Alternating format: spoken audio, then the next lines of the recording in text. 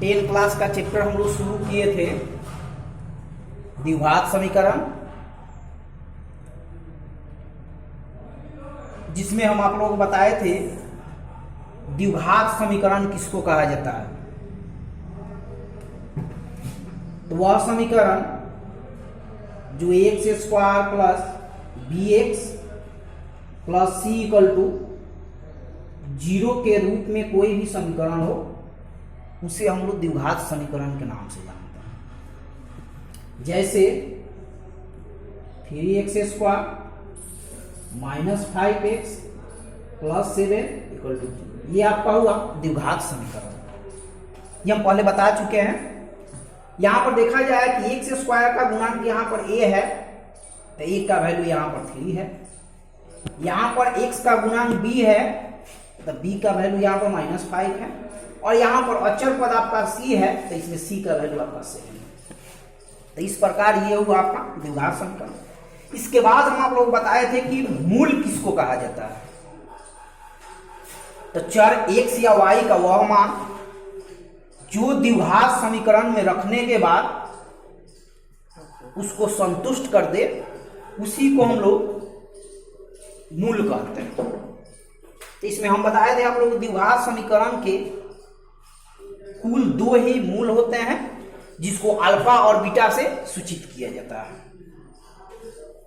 उसके बाद ही आप लोग बताए थे विवेचक क्या है। द्विघात समीकरण के लिए विवेचक क्या है। तो द्विघात समीकरण में आप लोग विवेचक, तो समीकरण a x square plus b x plus c equal to 0 के लिए बी स्क्वायर माइनस 4ac को विवेचक कहा जाता है। एक बार और समझ लीजिए, समीकरण a x square plus b x plus c बराबर 0 के लिए बी स्क्वायर माइनस 4ac को विवेचक कहा जाता है। ध्यान दिया जाए इसमें। तो ये सब चीज हम पहले बता चुके हैं। अब हम लोग जानेंगे कि द्विघात समीकरण के मूल निकालने की कितनी विधियां हैं। तो द्विघात समीकरण के मूल निकालने की निम्नलिखित 3 विधियां हैं, जिसमें देखिए पहल का है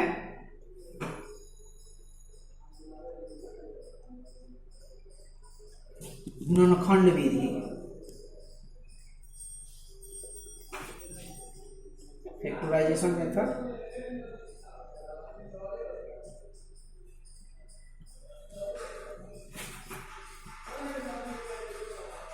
ये आपका हो गया।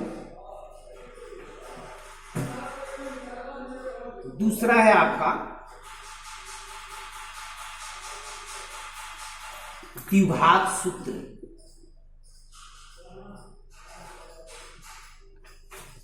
द्वारा ये हुआ आपका बाई क्वाड्रेटिक,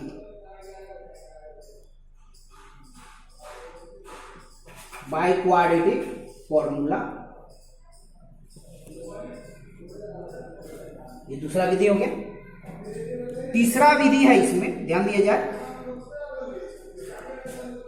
पूर्ण वर्ग बना के, पूर्ण वर्ग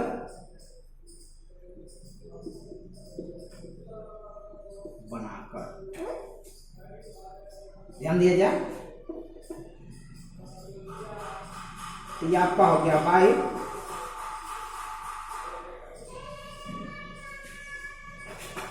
कंप्लीटली स्क्वायरिंग मेथड। ये आपका तीसरा विधि है। एक बार और समझ लीजिए, मूल निकालने की निम्नतः 3 विधियां हैं द्विघात समीकरण का। पहला विधि है इसमें गुणनखंड विधि, दूसरा है द्विघात सूत्र के द्वारा, और तीसरा है इसमें पूर्ण वर्ग बनाकर। एक बात और आपको बता दें इसमें कि द्विघात सूत्र को एक और नाम से हम लोग जानते हैं, श्रीधराचार्य नियम के नाम से। तो एग्जाम में कभी कहेगा द्विघात सूत्र के द्वारा मूल निकालें, तो हम लोग उस विधि का प्रयोग करेंगे। और कभी कभी कहता है कि श्रीधराचार्य नियम से मूल निकालें, तो उसका भी हम लोग प्रयोग। आखिर देख लीजिए, और बारी बारी से अब हम लोग तीनों विधि के बारे में पढ़ेंगे कि तीनों विधि से द्विघात समीकरण का मूल कैसे निकाला जाता है। ध्यान दीजिए इसमें, जैसे पहिलका विधि हम लोग पढ़ेंगे इसमें कि गुणनखंड विधि से मूल कैसे निकाला जाता है। इसके लिए हम आप लोगों को 4 उदाहरण के द्वारा समझाएंगे कि उसका मूल कैसे निकाला जाता है। ध्यान दीजिए इसमें, जैसे पहिलका आपका एग्जाम्पल हो गया, मान लीजिए इसको ए मान लेते हैं, यह है आपका 2x स्क्वायर 7x और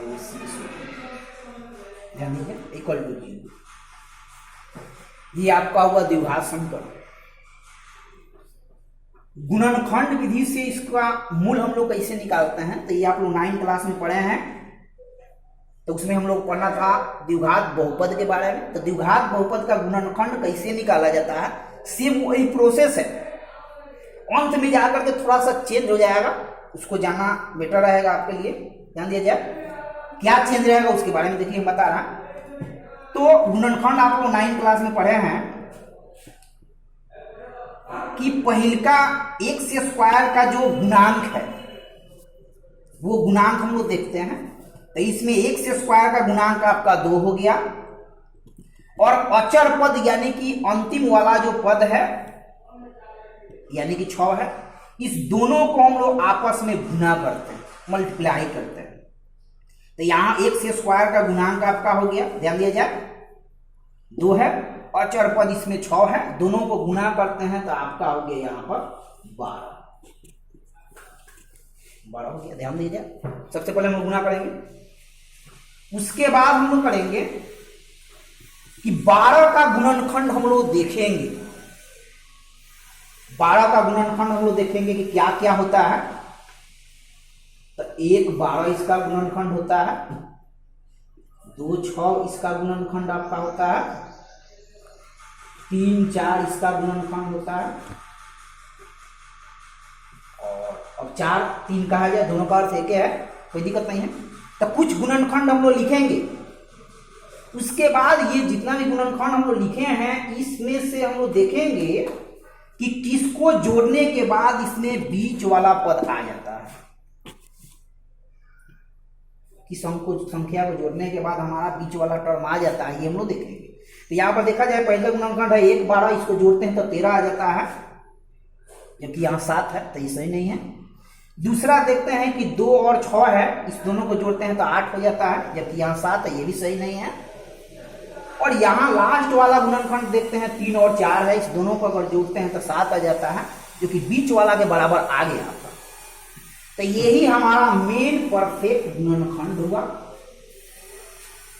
3 गुने 4, ये आपका गुणनखंड हो गया। तो अब हम लोग क्या करेंगे, ध्यान दीजिए, हमारा परफेक्ट गुणनखंड मिल गया। अब आगे हम लोग क्या करेंगे ये देखिएगा, पहिलका कैसे जांच करना आप लोग को देखना है। इसके बाद हम लोग चलते हैं, तो फर्स्ट टर्म को जो कहते हैं हम लोग लिख देंगे, ठीक है। सेकेंड वाला लास्ट वाला को भी अचर पद को जैसे का तैसे हम लोग लिख देंगे, ध्यान दिया जाए इसमें। 7x का गुणनखंड आपका हो गया, परफेक्ट गुणनखंड हम लोग को मिला है 3 4। तो यहां पर एक जगह पर हो जाएगा आपका 3x प्लस में क्या हो जाएगा 4x। ये 4x को हम लोग पहले भी डाल सकते हैं, 3x को बाद में डाल सकते हैं, कोई दिक्कत नहीं। और इस तरह से हम लोग गुणनखंड को क्या करेंगे, और पेयर इसमें बनाएंगे हम लोग, 2 का ग्रुप बनाएंगे, इसमें जितना भी पार्ट है 2 का ग्रुप हम लोग बनाएंगे। और इसमें से हम लोग देखेंगे, या का ये साइन है, ध्यान दीजिए, इसमें से देखेंगे क्या कॉमन निकलता है। तो कोई संख्या कॉमन नहीं निकलता है, जबकि x कॉमन निकालेगा तो x हम लोग कॉमन निकाल देंगे, x हम लोग कॉमन निकालेंगे। तो उसके बाद x जब कॉमन निकालेंगे तो यहाँ पर बच गया केवल 2x, यहाँ पर कॉमन निकालेंगे तो देखिए क्या हो गया 3 हो गया, ये हो गया। उसके बाद देखा जाए कि इस दो ग्रुप में से क्या कॉमन हम लोग निकाल सकते हैं। तो 9th क्लास में तो हम लोग पढ़ भी किए हैं। तो दो कॉमन हम लोग निकाल देते हैं। तो दो कॉमन निकालेंगे तो अंदर बच गया 2 दूना 4, 2x बच गया, 2 निकाला है, 2 3 क्या हो गया 6, तो 3 आपका आ गया इक्वल टू। ध्यान दीजिए। फिर अब हम इसमें से कॉमन निकालेंगे। ये दोनों ब्रैकेट में का सेम है, तो इसको हम लोग बाहर लिख देते हैं। तो बाहर लिखने का मतलब हो गया ये आपका हो गया 2x + 3 हो गया। ठीक है। उसके बाद बाहर वाला जो टर्म है उसको एक जगह कर देते हैं, यानी कि x का प्लस आपका 2 हो गया इक्वल टू। ध्यान दीजिए इसमें। अब ये आपका गुणनखंड आ गया, जो द्विघात समीकरण था उसका गुणनखंड आ गया। तो यहां तक आप लोग 9th क्लास में पढ़े थे। उसके बाद हम लोग क्या करेंगे जिससे हम लोग मूल निकाल पाएंगे, ये चीज देखा जाए। दो को यहाँ पर गुणनखंड है आपका, एक है 2x + 3, दूसरा है x + 2 = 0। तो 0 लाने के लिए या तो पहले का गुणनखंड 0 होना चाहिए या तो दूसरा गुणनखंड 0 होना चाहिए। तो जब तब करके हम इसमें बनाएंगे, ध्यान दिया जाए। जब पहले का कंडीशन हो गया, जब पहले का इसका गुणनखंड 0 हो, यानी कि 2x + 3 = 0, या ध्यान दिया जाए, या 2x = प्लस में 3 है तो माइनस में चला गया। ये 2 आपका गुना में है तो चला गया भाग में, तो ये आपका हो गया माइनस में 3। अब आई में ये गुना में 2 है, भाग में चला गया। यानी x का पहले का वैल्यू आपका आ गया इसमें -3/2।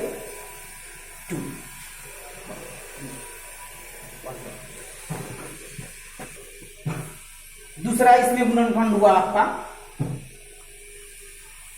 पुनः जब x + 2 = 0 हुआ, या x = आपका हो गया -2। यानी कि पहला x का वैल्यू आपका मिला है -3/2 और दूसरा x का वैल्यू मिला है 2। यही आपका मूल हो गया। अतः हम लोग लिखेंगे यहां पर,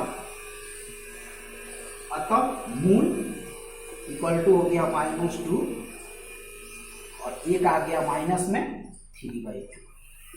आपका यही द्विघात समीकरण का परफेक्ट मूल निकलेगा। उसके बाद बहुत सारा एग्जाम्पल इसका होगा, ध्यान दिया जाए। जैसे दूसरा एग्जाम्पल आपका हम बता देते हैं। ये आपका 4x², ये है 14x, ये प्लस में हो गया आपका 6 =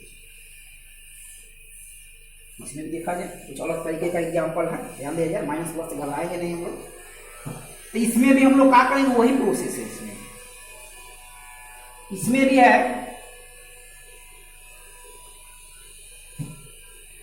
x² का गुणांक इसमें आपका हो गया 4 है। अचर पद आपका हो गया यहाँ पर, ध्यान दिया जाए। अचर पद आपका यहाँ हो गया 6। ये दोनों को हम लोग गुना करेंगे, ध्यान दिया जाए। ये इसको निकाल देते हैं। आपका इसमें ध्यान दिया जाए गुणनखंड हो गया 24, 424 हो गया, ध्यान दिया जाए। अब 24 का गुणनखंड हम लोग इस तरह से निकालेंगे जिसको ऐड करने के बाद आपका 14 आ जाए, यानी जोड़ने के बाद 14 आ जाए। तो ये हम लोग को देखिए, तो 24 का गुणनखंड में जरा देख लिए, 2-4 को गुणनखंड लिखेंगे। अगर मिल जाएगा तो आगे लिखने की जरूरत नहीं होगी। तो ये हो गया 1 × 24, इसको हम लिख देते हैं, ध्यान दिया जाए। 2 × क्या हो गया 12 हो गया, 3 से आ जाएगा 8 हो गया, 4 से भी आपका आ जाएगा, ध्यान दिया जाए। 4 से आपका आ जाएगा ये 6 हो गया। उसके बाद ध्यान दीजिए इसमें यही आपका हो गया, यहाँ पर ये गुणनखंड हो गया 24 का।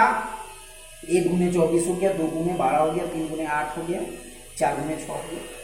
अब इसमें से देखेंगे किसको जोड़ने के बाद 14 आ जाता है। हम लोग यहाँ पर दिखाइए देगा 2 और 12 अगर जोड़ते हैं तो 14 आ गया, यानी मेन हमारा फैक्टर यही आपका निकल गया। ठीक है।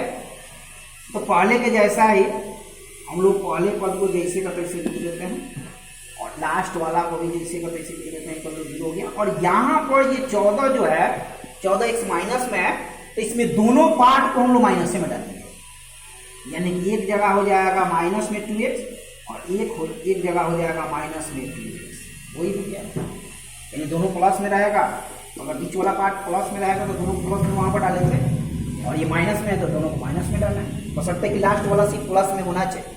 ध्यान दीजिए आगे इससे कॉमन कैसे निकालते हैं ये सब जानते हैं। यहाँ पर हमारा मिलेगा कॉमन केवल 2x मिलेगा, यहाँ अंदर बच गया आपका 2x, और 2x का 2x निकल गया तो यहाँ पर 1 बच गया।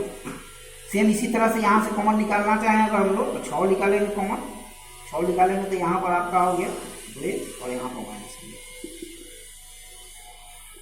एक बात हम लोग को ध्यान देना इसमें कि ये गुणनखंड सही जा रहा है कि गलत जा रहा है, हम लोग कंफर्म हो जाएगा। ये ब्रैकेट में जो दोनों पार्ट आया ये सेम होना चाहिए, ध्यान दीजिए। अब पहले की तरह हम लोग ब्रैकेट में दोनों पार्ट सेम है तो वो बाहर निकाल देते हैं इसको, 2x माइनस क्या होगा 1 हो गया, बाहर वाला पार्ट है तो ये बच गया आपका 2x माइनस 6 हो गया इक्वल टू सेम उसी तरह से। अब इसको हम लोग क्या करेंगे, ये दोनों फैक्टर आ गया तो या तो किसी को इसमें से एगो को 0 होना चाहिए तब जाकर के रिजल्ट इसका 0 आएगा। एक बार पहले का पार्ट को 0 के इक्वल करते हैं जब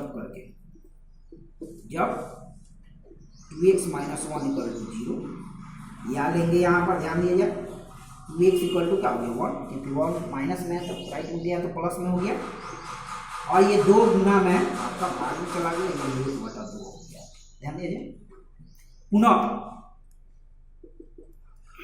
दूसरा गुणनखंड है इसमें 2x माइनस 6 इक्वल टू 0 लेते हैं, या ये आपका हो गया 2x माइनस में 6 है प्लस में 2 मल्टीप्लाई में है तो आपका डिवाइड में चला जाएगा, 6/2 कटेगा तो इसको हम लोग कटा सकते हैं, 3 आ गया, यानी कि आपका 3 आ गया। ध्यान दिया जाए तो इसमें पहले का x का वैल्यू आया है 1/2 और दूसरा x का वैल्यू आपका आ गया है 3 आ गया है, ठीक है। तो अतः यहाँ पर इसका मूल जो हो गया, ध्यान दिया जाए मूल आपका हो गया 1/2 और ये यही आपका द्विघात समीकरण का मूल हो गया। ध्यान दिया जाए और भी इसका 2-3 और एग्जाम्पल दिया जाएगा, इसके बाद कहीं से भी क्वेश्चन आपका बुक में रहेगा, किसी प्रकार से भी क्वेश्चन रहेगा आप लोग उसको सॉल्व कर सकते हैं, कोई दिक्कत नहीं। इस प्रकार से 4-5 को एग्जाम्पल के द्वारा हम इस प्रकार बता देते हैं ताकि किसी भी तरीके का क्वेश्चन आपको बुक में रहता है सिलेबस में उसको आसानी से आप लोग सॉल्व कर सकते हैं। तो कल हम इसमें 2 एग्जाम्पल और बताएंगे। 2 एग्जाम्पल बताने के बाद हम लोग दूसरे विधि द्वारा मूल कैसे निकालते हैं, तीसरे विधि द्वारा मूल कैसे निकालते हैं उसको हम बताएंगे कल।